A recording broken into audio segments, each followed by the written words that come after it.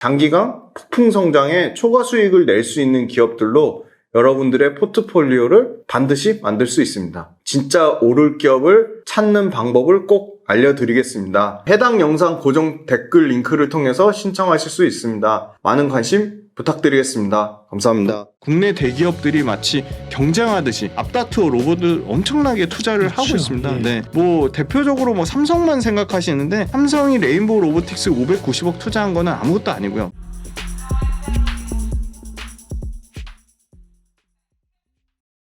민수의 경제 토크 김지훈의 훈훈한 주식 김지훈 대표님 오셨습니다. 로봇 이야기를 할 겁니다.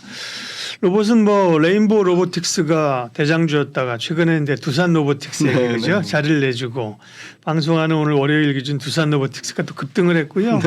또 LIG 넥슨 같은 경우 이제 방산업체인데 맞습니다. 또 미국의 로봇 업체 인수한다고 맞습니다. 그러면서 네. 그렇죠. 로봇에 대한 관심이 꽤 커지고 있어요. 네, 로봇 이야기 어디서부터 시작할까요? 한번 로봇도 한번 수익률을 한번 가져와 봤는데요. 요 표 네. 띄워주실 건데요. 네. 뭐 나만 주식이다 할 정도로 두산 로보틱스가 뭐 현재 시장에서는 두 달째 압도적인 그 주도주의 자리를 차지하고 있고요. 좀 실적 추정이 가능한 상위 시가총액 기준으로 분류해 봤는데 평균적으로 네, 지금 거의 한 80% 넘는 거의 평균 수익률이 연초 1월 달 대비해서 100% 가까운 수익률을 기록했고요. 레인보우 로보틱스가 455%, 두산 로보틱스가 264%. 이거 오늘자 반영 안 된 겁니다. 금요일자 12월 15일자 기준입니다. 1월 달 대비. SPG 116%, 큐렉소 한번 소개해 드렸는데 158%, 유진로봇 202%, 뉴로메카, T로보틱스, SBB테크 순으로 100% 넘는 종목이 상당히 많고요. 그다음에 이제 로봇 관련된 회사들의 주가가 견조하다는 게 이 DD라는 거는 최고점 대비 12월 15일 종가 기준의 하락률입니다. 보면은 두산 로보틱스는 뭐 이미 오늘 기준으로 신고가 52조 신고가를 기록을 하고 있고요. 12월 18일 기준으로 레인보우 로보틱스가 네, 고점 대비 25%, 수익률 좋은 SPG가 뭐 21%. 그리고 뭐 유진로봇 뉴로메카가 30%대 최대 뭐 30%대 하락률을 기록하면서 SBB테크는 왜냐면 그러니까 신규 상장주이기 때문에 신규 상장 공모가 네, 첫날 대비해서 58%이기 때문에 그거를 제외하고는 다 30% 안짝으로 고점 대비로도 들 빠지고 연초 대비로도 100% 넘는 상승률을 보여주면서 엄청나게 강한 상승을 보여주고 있습니다. 근데 로봇주만 올라간 건 아니고 예를 들어 SBB테크 같은 경우는 부품주고요. 그다음에 SPG, SPG 같은 경우도 로봇에 들어가는 감속기라는 네. 부품을 만드는 회사인데 110% 넘는 상승을 보여주면서 로봇 관련주 전반적으로 좀 온기가 돌고 있다고 말씀드리겠습니다. 네. 결국은 뭐 로봇의 성장성에 대한 성장성 정책 뭐 이런 게 계속 그죠? 네네. 어떤 그 에너지가 되는 거잖아요. 맞습니다. 네. 지금 현황 체크해 주세요. 네, 현황 말씀드리면 제조 현장 자동화 핵심이 아마 역시나 로보틱스, 하드웨어는 압도적으로 로보틱스다. 근데 그 핵심이 지금은 두산 로보틱스가 가장 부각을 받는 거는 역시나 협동 로봇 관련된 시장이 가장 커질 거로, 그러니까 가장 빠르게 커질 거로 보고 있습니다. 네. 2027년까지 연평균 35%입니다. 이게 기존의 시장을 주도했던 산업용 로봇 시장이 10%라면 상당히 높은 성장률이고요. 두 번째가 그때 한번 지난번에 소개해드렸던 큐렉소가 속한 이 의료용 수술 로봇이 연평균 한 27% 정도 성장을 예상하고 있어서 전체 로봇 시장 중에 협동 로봇이 가장 압도적으로 빠르게 커질 거로 보고 있고요. 당연히 로봇이 커질 수밖에 없는 거는 반도체, 자동차, 뭐 제조업체 관련된 전반적인 제조업체들의 캐펙스 투자가 커지면 커질수록 협동 로봇은 커질 수밖에 없습니다. 왜냐하면 협동 로봇 같은 경우는 기존의 산업용 로봇은 산업 로봇에 따라 그 주변에 사람이 있으면 그 부분이 굉장히 어떻게 보면 그 충돌이나 마찰의 위험도 있었고 산업 로봇 같은 경우는 굉장히 그 원가 절감하기가 쉽지 않은 구조고 산업용 로봇의 대수 자체가 산업 로봇의 원래 평균 가격 자체가 굉장히 비쌌습니다. 근데 협동 로봇 같은 경우는 굉장히 가격도 많이 저렴해졌고요. 가성비가 굉장히 높았습니다. 그리고 인간 옆에 할 수 있기 때문에 그 안정성 측면도 올라갔습니다. 그리고 이 협동 로봇 도입하면서 생산성이 급격하게 향상이 됐고요. 불량률이 감소하면서 원가 절감까지 나오면서 그 협동 로봇 시장이 사람을 옆에서 보조하는 수단으로 굉장히 급격하게 커질 수밖에 없는 상황이고요. 그다음에 두 번째는 결국은 그 정부의 정책, 그다음에 실제 시장의 돈의 흐름이 어디로 흐르는지가 제일 중요한데 국내 대기업들이 마치 경쟁하듯이 앞다투어 로봇을 엄청나게 투자를 그렇죠. 하고 있습니다. 예. 네. 뭐 대표적으로 뭐 삼성만 생각하시는데 삼성이 레인보우 로보틱스 590억 투자한 거는 아무것도 아니고요. 물론 레인보우 로보틱스도 삼성이 남은 지분 15%를 그 콜옵션을 행사를 할 경우에는 레인보우 로보틱스의 삼성전자가 최대 주주가 됩니다. 그 기대감이 아직 살아 있고요. 그다음에 LG 같은 경우는 이미 엄청나게 많은 뭐 로보티즈, 유진 로봇, 뭐 굉장히 다양한 회사, 투자를 로보스타, 했죠. 뭐 예.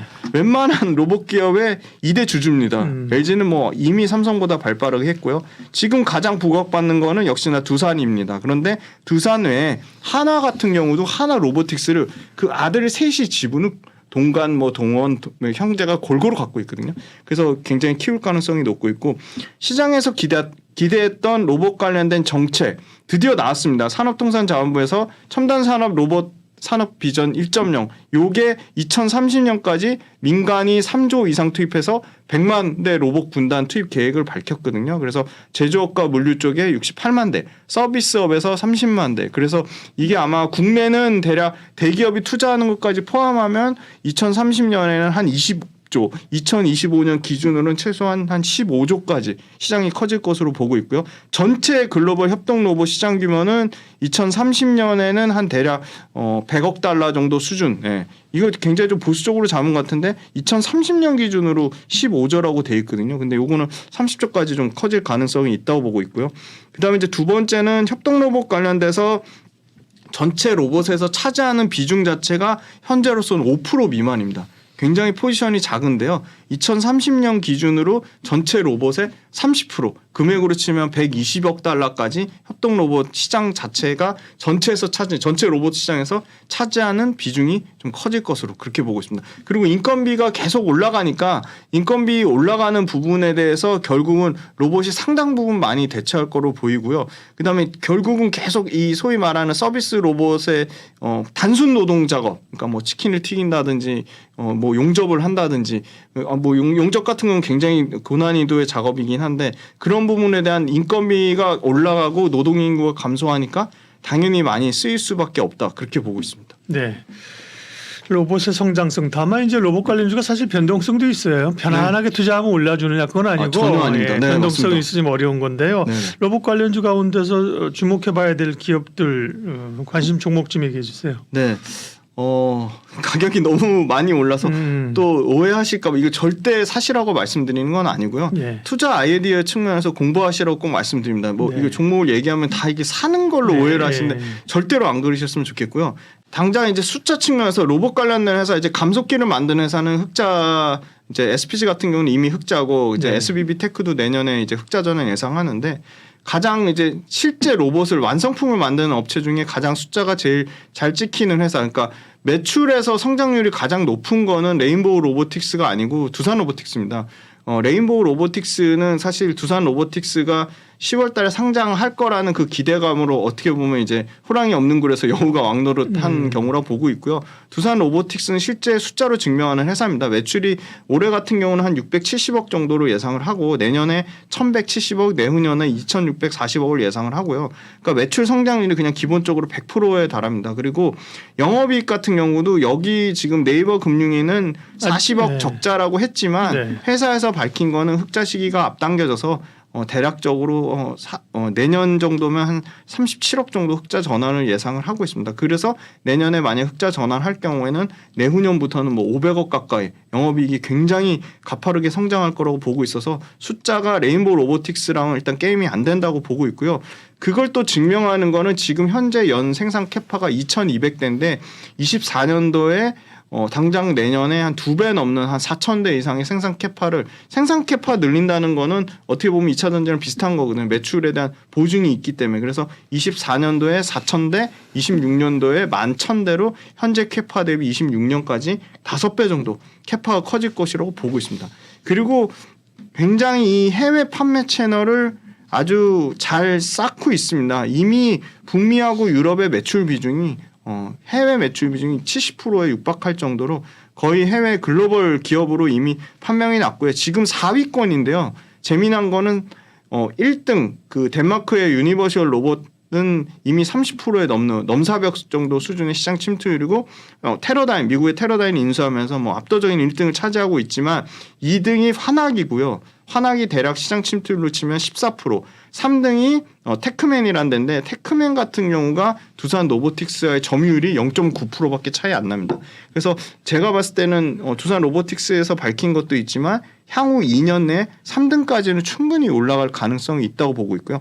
아까 북미하고 유럽에서 굉장히 잘하고 있다고 했는데 그 잘하는 이유가 가장 무게를 높게 많이 드는 그 고무게, 그러니까 기반 하중이라고 하는데 기반 하중의 경쟁사인 유니버셜 로봇이나 테크맨이나 2등 업체 환학 같은 경우가 20kg가 최대입니다. 그래서 20kg 이상을 출시를 준비하고 있는데 두산 로보틱스가 유일하게 H 시리즈라고 해서 기반 하중이 25kg 이상. 기반 하중이 높다는 거는 그거에 대해서 사실 마진을 더 잘 받고 있거든요. 그래서 기반 하중이 가장 높은 H 시리즈가 지난 3년 동안 폭발적인 매출 성장 4배 이상 매출 성장이 일어나는데 기여를 했고 이게 극도로 이 영업 마진을 개선할 거로 보여서 H 시리즈에 대한 기대감이 가장 높고요. 그게 아마 H 시리즈의 매출 비중이 내년 기준으로는 35%까지 좀 확대가 될 것이라고 보고 있고요.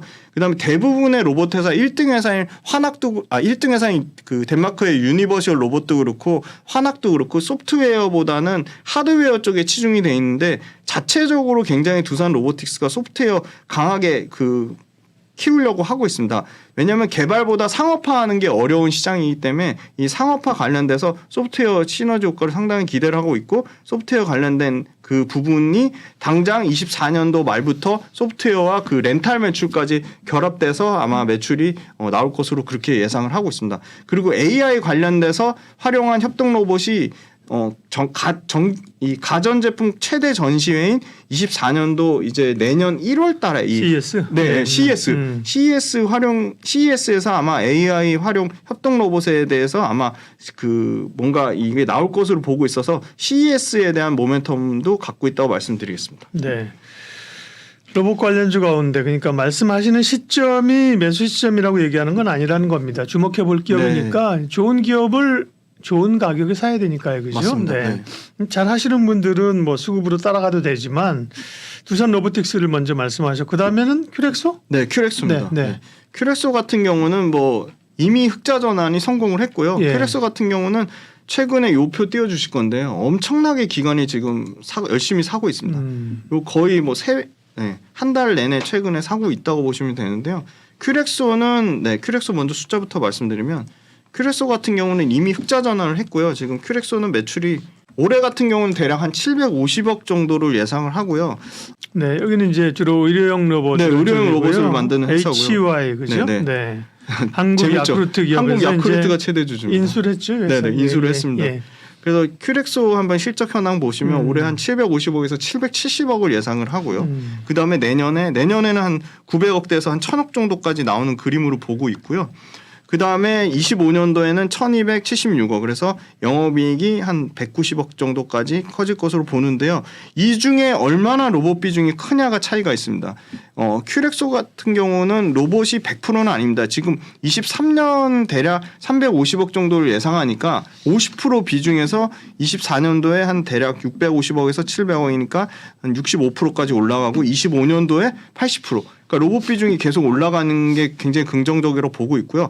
큐비스 조인트, 큐비스 스파인 같은 경우는 큐비스 스파인은 이미 미국의 FDA 승인 허가를 받았고요. 큐비스 조인트가 아마 24년 말 예상하고 있습니다. 그래서 가장 큰 시장인 FDA 허가가 내년 말 정도를 예상을 하고 있고요.